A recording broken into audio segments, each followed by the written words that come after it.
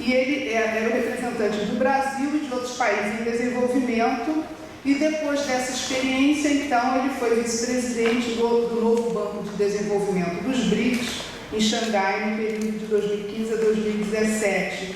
E essas aventuras, vamos dizer assim, essas memórias, estão muito bem contadas aqui no livro, que vai ser o objeto da nossa roda de conversa, O Brasil não cabe no quintal de ninguém. E para essa roda de conversa foram convidados o Arthur Klobitz, que é doutor em economia pela UFRJ, economista do BNDES e atualmente presidente da Associação dos Funcionários do Banco. E também o professor Leonardo Lamarck, da UERJ, da Universidade do Estado do Rio de Janeiro, que foi também, durante um tempo bastante amplo, Program Manager da Fundação Ford em Nova York.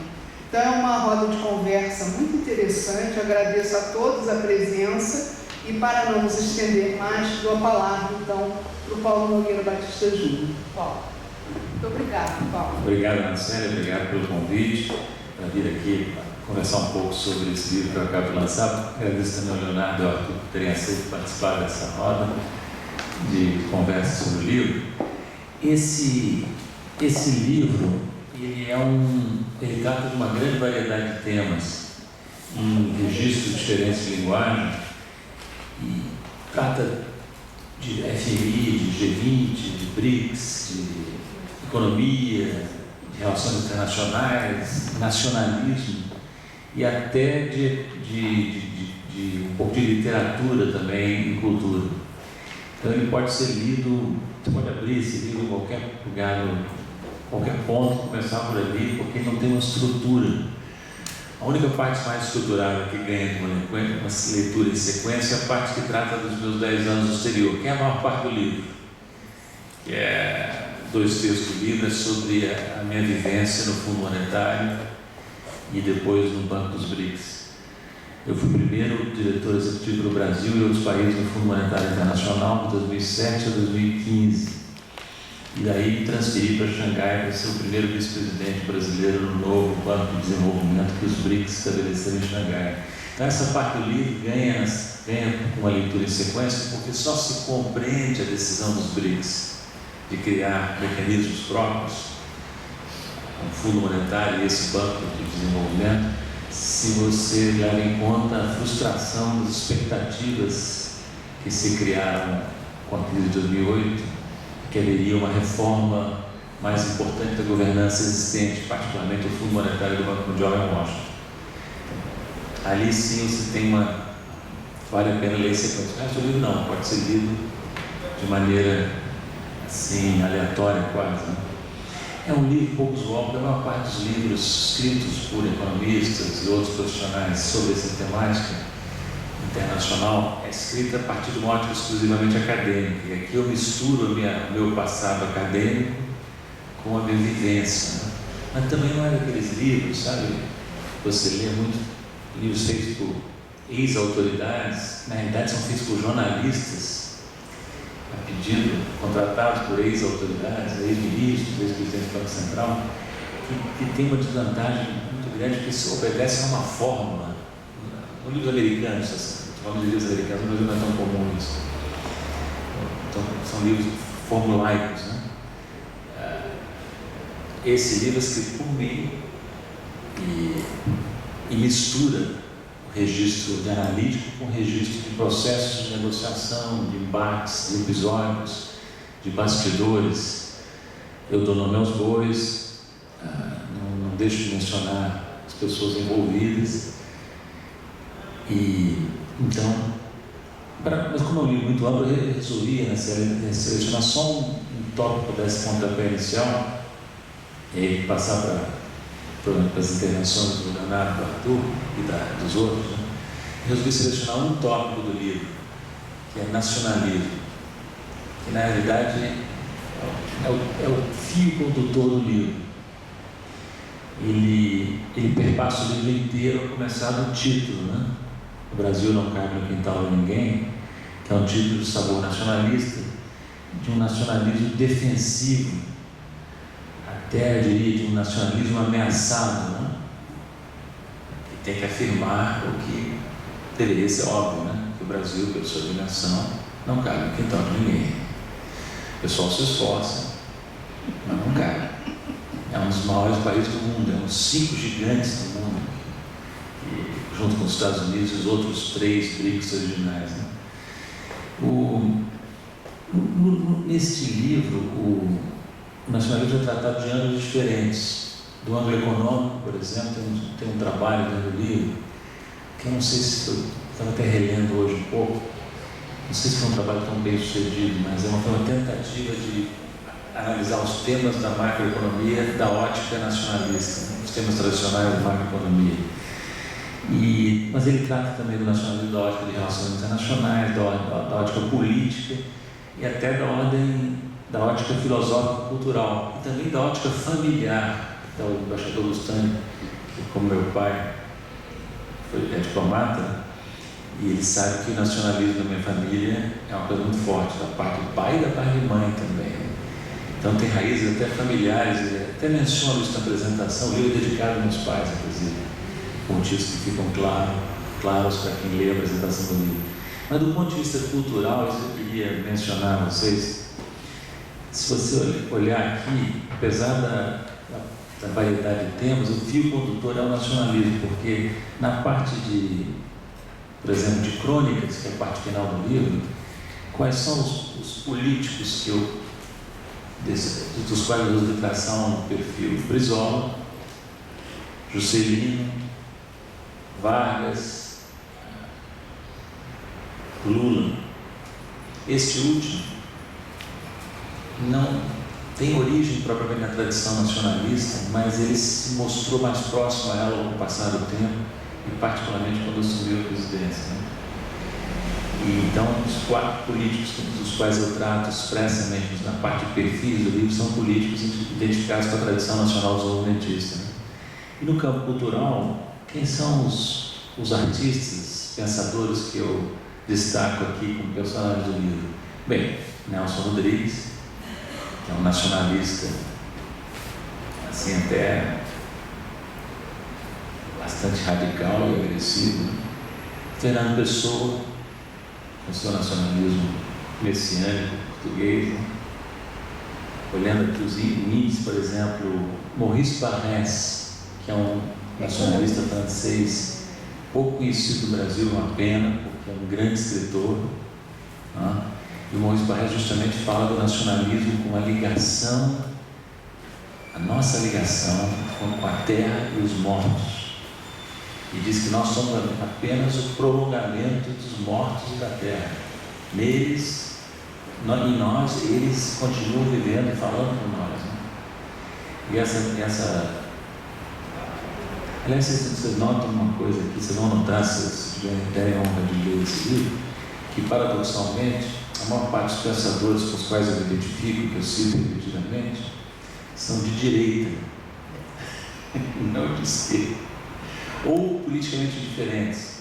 Então, Nietzsche, Thomas Mann, Nelson Rodrigues, Fernando Pessoa, Maurice Barrès. Quando eu fui dar uma entrevista na televisão sobre esse livro, para aquele Mário Sérgio Ponte, na Globo News, que é o único remanescente de esquerda, na Globo News, mas assim, como é que você fica homenageando esse Maurice Barrès no seu livro, um proto-fascista? Eu não sei se é verdade que o Maurice Barrès é um proto-fascista, mas ele é, sem dúvida nenhuma, ele foi um dos líderes do movimento político contra o Dreyfus. Foi uma bola fora que o Maurice Barrès deu. Chegou a dizer, e ficou comprovado que era um absurdo, né? Porque a inocência do Dreyfus, até onde eu sei, está comprovada, né? Chegou a dizer que a raça do Dreyfus o predispunha à traição. Então tem um lado muito sombrio aqui no Maurice Barrès, mas eu digo que ele escreve tão bem, tão maravilhosamente bem, que eu chego a dizer que quem escreve como ele pode ser perdoado de tudo. Tese meio complicada essa, mas dessa tese perigosa. Mas isso me remete justamente a uma coisa que, quando se fala em nacionalismo, acho que é importante frisar, né? O nacionalismo. Um jornalista chamado Oscar Pilagal escreveu uma resenha do livro no Jornal Valor. Você chegou a ver isso? Não, uma resenha boa, mas só que o mote dele é que o livro é uma defesa entusiasmada do nacionalismo, o que não é verdade. Eu não usaria essa palavra entusiasmada. Tá? Por quê? Porque eu justamente friso no livro que o nacionalismo tem lados sombrios e até perigosos. Mas isso não é propriedade exclusiva, característica exclusiva do nacionalismo. É verdadeiro também de todas as grandes ideologias modernas. Eu destaco três aqui, além do nacionalismo, duas outras: o liberalismo e o socialismo. E o que eu procuro mostrar quando discuto nacionalismo no livro é que o nacionalismo ele não é um humanismo, na realidade. Sabe? Ele se contrapõe à tradição humanista. Ele surge por oposição ao iluminismo. É uma reação alemã ao iluminismo francês, às generalizações do iluminismo francês. Então, é um caminho perigoso. Bastante perigoso, porque romper as amarras com o iluminismo e com a tradição cristã, como queria Nietzsche, por exemplo, que é um romântico tardio, um hiperromântico, se você quiser, é uma coisa que a história mostrou ser muito perigosa. Né? Mas, enfim, com tudo isso, eu diria que por que ele é oposto tanto ao liberalismo como ao socialismo? Porque tanto o liberalismo como o socialismo são, na realidade, internacionalistas, até antinacionalistas. Né? Então, Adam Smith polemizava com os mercantilistas, os nacionalistas econômicos que o antecederam. O Marx criticava duramente o nacionalismo como ideologia pequeno-burguesa, ele atacava Liszt de maneira muito forte em textos pouco conhecidos. Né? Então, a tradição nacionalista é uma tradição que se opõe, na realidade, tanto ao liberalismo como ao marxismo, socialismo. Né? Mas o tipo de nacionalismo que eu defendo nesse livro é um nacionalismo mais assim, pragmático. Na verdade é um nacionalismo mais pé no chão, assim. Populista. Porque eu defendo que o nacionalismo... Qual é a dificuldade que os nacionalistas têm hoje, no Brasil e no mundo? Até recentemente, até 10 anos atrás, vamos dizer assim, no final do século XX, início do século XXI, qual era a nossa polêmica? Nossa polêmica era contra o globalismo, contra a ideologia da globalização. Não sei se vocês lembram que aqui no Brasil, enquanto o que se dizia nos Estados Unidos e na Europa, corria a tese que o nacionalismo estava enterrado, o Estado-nação era um fato do passado, que na economia e sociedade globalizadas, todas essas barreiras e fronteiras eram anacrônicas, tinham que ser superadas. Né? Contra esse tipo de ideologia liberal internacionalista que nós polemizávamos. Né? De uns anos para cá, nós estamos com outro problema, né? Que é que nós ganhamos uma companhia incômoda. Que surgiu no mundo, ressurgiu com força muito grande, em vários lugares do mundo, mas particularmente dos dois lados do Atlântico Norte, tá?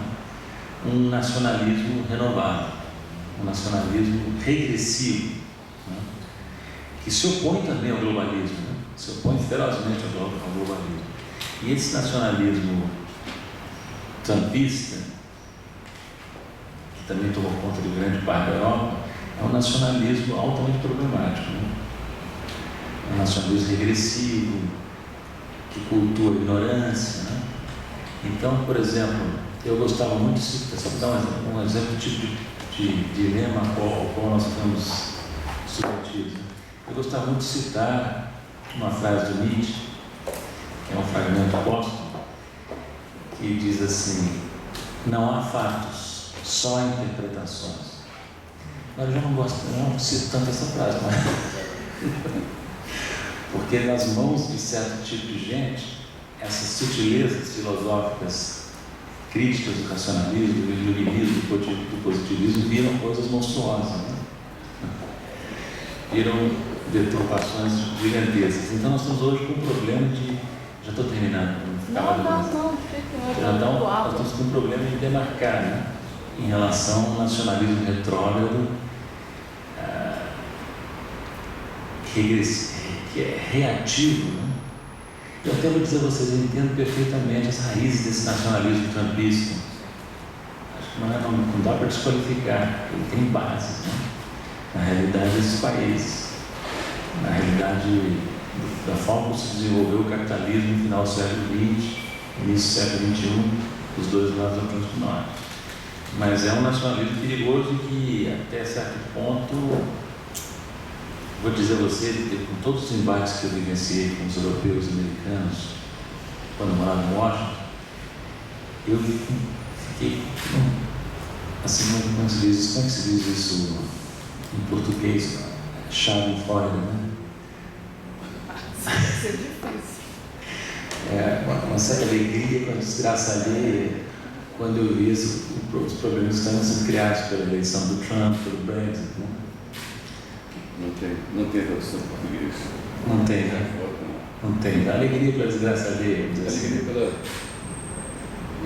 Tem uma expressão alegria que aconteceu. Alegria do palhaço fez o circo pegar fogo. Mas agora eu já não acho mais graça nenhuma, porque ele desceu para cá, né? E de uma forma muito estranha, né? Porque é uma imitação fora do contexto, né? É um caso extremo daquele fenômeno que me ocorre dizer assim, de repente, que o Robert Schwartz diagnosticou no século XIX, né? Para o século XIX, as ideias fora do lugar, né? E o Brasil é um país muito curioso, assim, eu vou terminando aqui, porque o Brasil, ele inventa umas coisas que não existem em lugar nenhum, né? Por exemplo, agora inventou-se aqui o nacionalismo entreguista. Extraordinário. Nacionalismo de Miami. Nacionalismo de Miami, né? Mas o Brasil, até eu vou citar, eu estou lendo uma biografia que vale a pena ler, acabei de ler, né? Biografia curta do José Luiz de Carvalho sobre Dom Pedro II. E lá ele descobriu, para meu espanto, que Dom Pedro II é republicano e o Marechal Deodoro monarquista. O Brasil é um país que não obedece a nenhuma lógica, né? Tanto que o Tom Jobim costumava dizer que o Brasil não é para principiantes, né? Mas enfim, eu acho que o que eu quero dizer é o seguinte: o tipo de nacionalismo que esse livro defende é um nacionalismo, para tomar emprestado uma expressão do Fernando Pessoa que eu cito no livro, nacionalismo cosmopolita, aberto, né? Ou até acho que uma metáfora melhor é o nacionalismo antropofágico dos modernistas de São Paulo, né? Que é um outro nacionalismo que absorve a influência, não rejeita a influência estrangeira, digere, incorpora a sua substância e até melhora, né? E esse nacionalismo é um nacionalismo que, por exemplo, o que ele busca fundamentalmente? É um nacionalismo que eu aprendi até nessa longa passagem pelo exterior agora, a entender melhor e até apreciar o nacionalismo dos outros. No fundo, o que se deseja, a grande oposição ao universalismo globalizante é a defesa da diversidade nacional e dentro das nações regional, né? Que é isso que dá riqueza, né? A coisa mais assim, empobrecedora que tinha na globalização era a imitação dos padrões americanos em toda parte, né? A mera reprodução da cultura de massa americana era o que chamavam de globalização. Então, acho muito importante, e também, viu, diferentemente do nacionalismo trumpista, eu desenvolvo isso um pouco, o nacionalismo do século XXI, no meu entender, tem que ser necessariamente internacionalista. Não pode ser hostil ao multilateralismo, nem às organismos internacionais. Vou dar um exemplo, a questão ambiental. A questão ambiental ela transcende tanto a nação como o mercado. O mercado é deixado à própria sorte, destrói a natureza, consome sem repor recursos naturais. Ora, o Estado Nacional sozinho não consegue enfrentar a questão, tem que haver uma cooperação internacional. Então eu digo aqui que o nacionalismo tem que estar aberto ao âmbito multilateral. Agora, a longa descrição que eu faço em 2 textos do livro da discussão das dificuldades da órbita multilateral no mundo atual, o que eu digo é o seguinte, é que a ação, eu vou só ler um trecho aqui para terminar, que eu mostrei nesse livro as armadilhas e as deficiências do que temos no campo internacional. Então, a ação nacional na esfera internacional precisa pautar-se pela compreensão que o espírito de cooperação e entendimento deve ser presidido pela defesa dos interesses do país em todas as suas dimensões. Então, eu entendo que o nacionalismo que nós precisamos é um nacionalismo ao mesmo tempo aberto e defensivo, cooperativo e cauteloso, uma mistura singular de esperança e ceticismo. Eu estou fazendo um esforço de uma discussão complexa. É isso que eu queria só a título de pontapé inicial. Então, tomando aqui, eu queria agradecer o convite da Ana Célia para comentar o livro. A Ana Célia faz parte de todo esse corpo de acadêmicos da FRJ, que tem uma preocupação grande com o banco, e a gente tem contato desde a época da FRJ e manter essa ponte, né? Eu já estive aqui nesse mesmo espaço para discutir com o Davi Kupfer sobre o BNDES também, então super bem-vindo esse convite, e a gente espera também contar com vocês lá no banco para seminários, até a ideia do livro aí, até adianto, a gente pensar no lançamento do livro também lá no banco, eu acho que seria super importante. E eu adorei ser obrigado a ler esse livro. Eu não era um leitor já do Paulo, algumas coisas na faculdade, e eu acabo sentindo uma relação grande com o livro, estando muito distante, fazendo uma coisa muito diferente. Eu estou falando principalmente da parte do relato das experiências no exterior. Eu, por exemplo, tive contato com 2 desafetos importantes no livro, e eu acho que o livro ele faz muito esforço de... Então, eu vou fazer um comentário geral, depois vou ter uma questão mais específica que tem a ver com o seu debate sobre nacionalismo. Os comentários gerais é que eu acho que o livro faz um esforço muito grande de convencer você da honestidade do depoimento, né? O livro é muito sobre esse depoimento, e eu acho que dá vários elementos bastante, assim, ele me convenceu disso, né? Eu acho que ele ganha importância porque é uma descrição de uma experiência que acho que vai ser muito útil ao longo do tempo, quando a gente tiver que mandar novos diretores ou para a FMI ou para outros órgãos multilaterais, a vivência narrada aqui, os conflitos, não só com inimigos declarados, mas com os falsos amigos, pessoas que a princípio você poderia contar, mas que na hora revela alguns ataques mais duros na sua experiência, veio desses falsos amigos, pessoas que você deveria contar e que na hora estavam jogando um outro jogo aí, né, esse status quo dessas instituições, dessas organizações que elas estão acomodadas não só para, atender o interesse, por exemplo, dessas potências dominantes, né, mas o grupo de países emergentes, de pessoas que representam os países emergentes, também jogam esse jogo e se acomodam a esse processo. Então, o trabalho todo do Paulo chegar lá e tentar fazer uma coisa diferente com o mandato que ele teve lá, né, coloca ele imediatamente em confronto também com essas pessoas que representam países emergentes, mas que se acomodaram com a situação de que não se pode fazer muita coisa mesmo estando aqui, isso está tudo dominado pelos Estados Unidos ou pela Europa, e elas vão resistir. Alguém que chega lá e fala, não, eu quero ver testar os limites até onde a gente pode reformar essa instituição, etc. e tal. Então, eu acho que isso é um dos aspectos interessantes do livro. E eu acho que nessa sinceridade, assim, ela é péssima para os desafetos do Paulo, né? Porque se ele faz bem o ponto da honestidade, quando ele relata e faz os comentários sobre elas, ganha peso a sinceridade e o depoimento, ainda mais afastado do tempo. E eu acho que também vai longe, porque é muito autocrítico, né? Muito confessional, então tem uma série de críticas à atuação, até certas situações de ridicularização, como a leitura do texto do Robert Kennedy, é apresentada, é exposta. Então tudo isso torna muito rico o depoimento, como um relato quase científico de uma experiência, né?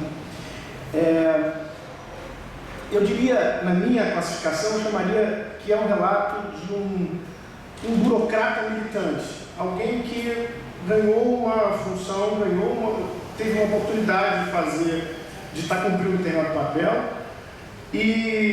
mas que levou esse cumprimento desse papel ao limite do que era possível.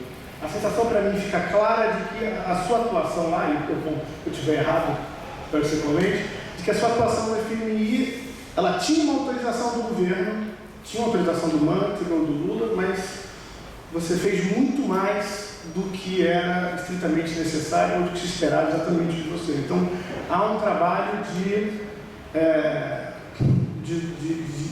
uso de uma oportunidade, de um espaço, em termos de uma causa que acho que há uma transparência nas tarefas, mas há uma autonomia, uma motivação que vai muito além do que parece que foi planejado ou designado para a sua atuação. Eu acho isso interessante, sendo eu um burocrata do BNDES e tendo me visto em uma outra dimensão, mas também com essa... porque o mandato muitas vezes é ambíguo, né?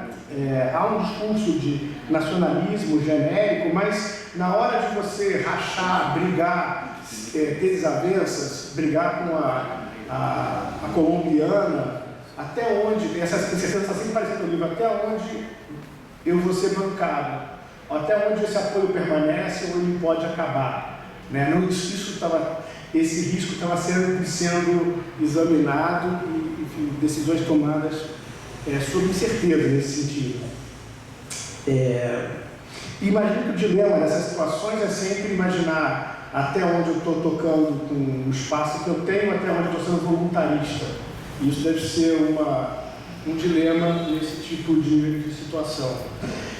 Bom, e eu acho que o livro, essa sinceridade é possível, essa exposição, porque no final das contas o esforço foi bem sucedido, tem alguns dados muito concretos para mostrar, né, que tratou-se de um esforço vitorioso, né, por exemplo, como a questão do aumento do peso do Brasil nas cotas da FMI, né, se aproximando do peso econômico do Brasil no PIB mundial, a elevação muito substancial. Tem uma hora de fora, quando eu comecei as apresentações, estava tendo uma discussão sobre 5%, eu falei, meu Deus, não estou discutindo nada aqui.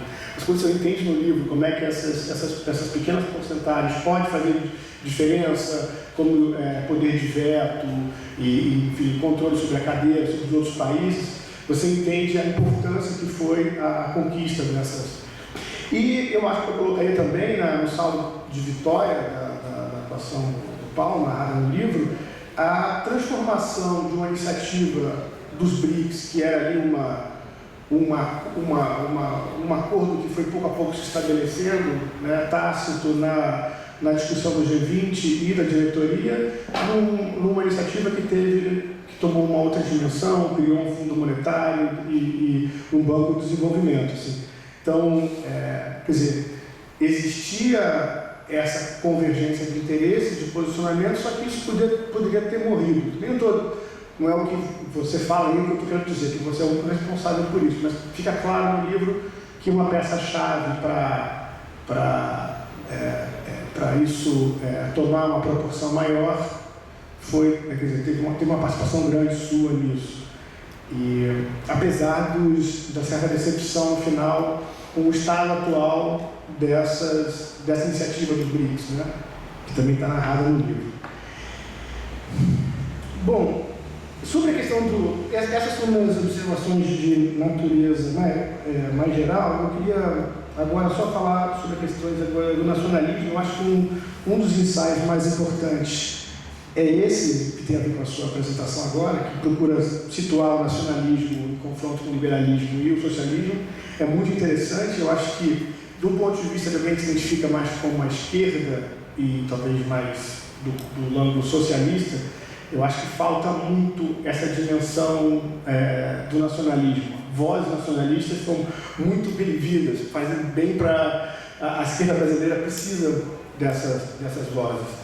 Então, desse ponto de vista, eu acho que como você define o seu nacionalismo, ele também pode ser definido porque ele fica quase numa margem de conversa. Não é um nacionalismo tacanho, como você estava falando, ele está aberto, a digeria, o antropofágico e tudo mais. Ele também pode ser visto como um tipo específico de internacionalismo, mas talvez preocupado com a dimensão nacional. E eu me definiria, e essa é um pouco a minha provocação, é que eu acho que o tipo de internacionalismo que eu me identifico é o internacionalismo regional. Eu acho importante para o Brasil a perspectiva da América Latina ou da América do Sul. Eu acho que é um bom antídoto contra uma série de vícios que o nacionalismo brasileiro puro poderia gerar, mesmo que não seja um do seu tipo. Quer dizer, a gente viu aqui nessa experiência do período do PT, né, mesmo as reações com a Bolívia, por exemplo. Quando a Bolívia tentou nacionalizou, tomou lá os gasodutos da Petrobras, havia muitas vozes, inclusive dentro do governo, que queriam uma ação mais dura em relação à Bolívia, né? Eu acho saudável eu acho que e o seu livro admite isso como possibilidade. Eu registrei nesse ensaio, né? Tem uma passagem que fala que é uma crítica aos trabalhadores do mundo inteiro univos, né? Que a defesa dos trabalhadores ainda depende fundamentalmente do que pode ser realizado no âmbito nacional ou, no máximo, regional, quando existir um projeto sólido de integração entre nações geográficas e politicamente próximas. Então, ainda que não seja explorado, é quase como uma concessão de que essa alternativa, eu não estou considerando ela explicitamente, mas eu acho que talvez ela fosse possível. E aí, para a parte final do meu comentário, eu fiquei pensando o quanto poderia ter feito diferença o Paulo Nogueira Batista à frente de uma iniciativa como o Banco do Sul ou iniciativas regionais na América do Sul, que foram tentadas aqui.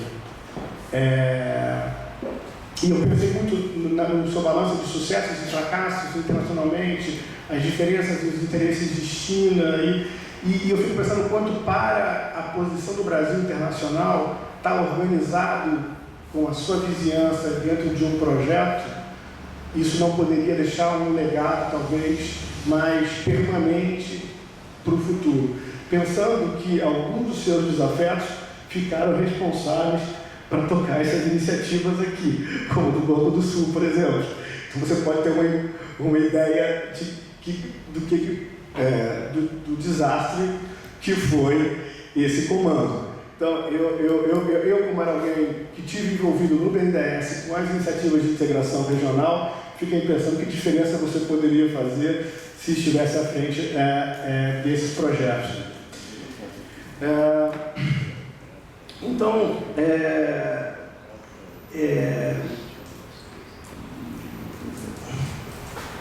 bom, eu fico por aqui, né? Essas são. Eu finalmente diria assim, para concluir, né, que como eu li o livro, eu penso ele, acho que é um livro muito idealista, né, feito do ponto de vista.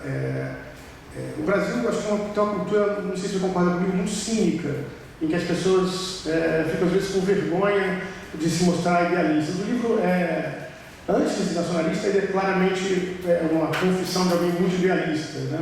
E como na passagem da citação do Robert Kennedy, né? Para mim a intenção maior dele é provocar uma pequena onda de esperança. E eu acho que para quem lê esse livro, um brasileiro que leia, um burocrata que vá para o exterior, eu acho que ele vai perceber isso, essa mensagem, e E eu acho que esse propósito maior o livro alcança, de cumprir essa passagem dessa mensagem. Obrigado. Ok, boa tarde então a todos. Paulo, parabéns pelo livro. Eu acho que o livro é, sem dúvida, pelo menos para nós aqui, né, para uma parcela aí da opinião pensante ou que tem a preocupação com o país, enfim, engajada ou não tão engajada e tal, o livro ele é inspirador, como as colunas, né, das quais ele parte, né, suas colunas. Sempre fui um leitor seu e sempre ansioso por ler o que você tinha a dizer, justamente como você se descreveu, né, o representante aí de um nacionalismo que não é obscurantista, um nacionalismo que não é fanático, um nacionalismo que é, como chamar, um nacional desenvolvimentista, digamos assim, né? Esse é o ponto, pois então, isso aí, de fato, é refrescante, e tão mais refrescante quanto mais complicadas sejam ou estejam se tornando as condições nas quais nós estamos vivendo hoje aqui no Brasil. Mas, em termos de, digamos, colocar a bola em jogo aqui, eu vou fazer um percurso diferente, bem diferente do feito pelo Arthur. Ao invés de comentar propriamente o livro, eu vou tentar aproveitar você aqui na sua condição aí de policy maker, né? Que esteve envolvido com a política econômica do Brasil desde o processo de negociação da dívida até muito recentemente. Então, você literalmente conhece os bastidores do poder aí, ou pelo menos uma boa parte dele, e então eu vou tentar pegar um pouco por aí, te pedir um depoimento e digo já sobre o que, e em seguida também aí uma análise, aí sim usar o seu chapéu de economista preocupado com o desenvolvimento, né, estudioso do desenvolvimento, e ele propor também uma reflexão. Então, o depoimento é o seguinte: nós temos aqui no Brasil uma correlação infeliz, né, que entre governos militares saem de cena, o crescimento sai de cena. Pós-governos militares, nós temos basicamente décadas perdidas. Aí é claro que, não querendo e não podendo e não devendo transformar essa correlação em causalidade, a gente sabe que por trás disso você tem uma troca de guarda da política econômica, né?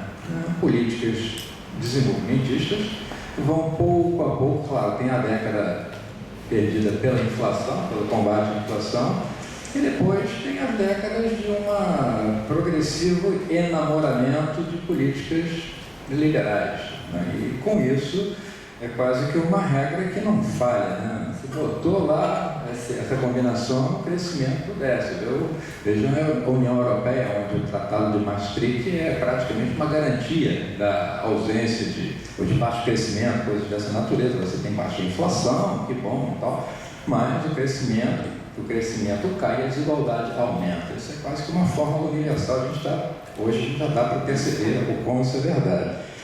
Então, nós temos isso. Aí, temos um enigma, a meu juízo. O enigma se chama governo Lula. Por quê? Porque o governo Lula tinha tudo para tornar-se um governo, digamos assim, Paulo Nogueira Batista, no sentido de assim, o nacional desenvolvimentismo de volta e com tudo, especialmente na virada do primeiro mandato para o segundo mandato. Quando o Lula entrou, tudo bem, tinha que entrar manso, ok, dá para entender. Mas depois a política econômica permaneceu uma política econômica conservadora, uma política de superávit primário, meta de inflação, câmbio valorizando e tal. E no segundo mandato, que o homem tinha a faca e o queijo na mão, literalmente, né? Cadê a estratégia de desenvolvimento? A meu juízo, não houve.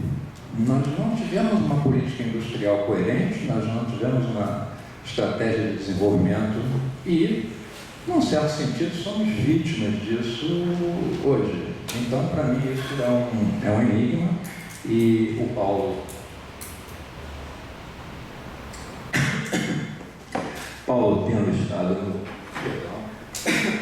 tendo estado aí nos bastidores, literalmente, né, dentro do processo de formulação dessas, enfim, políticas e das discussões, etc., aí a pergunta é: o que houve? Uma pergunta para você, a reflexão que eu convido você a fazer um pouco é: bom, primeiro, claro, você pode discordar e dizer, não, acho que você está falando não tem nada a ver, tá? Aí é uma forma de...